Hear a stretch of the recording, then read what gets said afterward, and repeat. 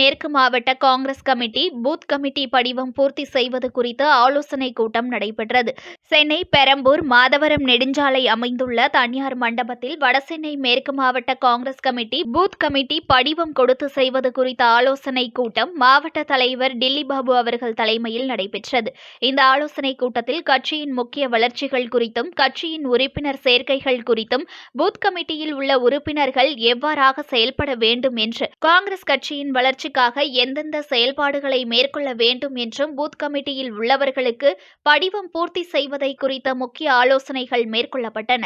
அத்துடன் புதிதாக காங்கிரஸ் கட்சியில் இணைகின்ற உறுப்பினர்களுக்கு 7 முக்கியத்துவம் வேண்டும் என்று ஆலோசனை மேற்கொள்ளப்பட்டது. இந்த நிகழ்ச்சியில் வடசென்னை மேற்கு மாவட்ட நிர்வாகிகள் அனந்தராமன், முரளிதரன் மற்றும் ரஜினி செல்வம், நூர் முகமது அந்தோணி ஆகியோர் கலந்து கொண்டனர்.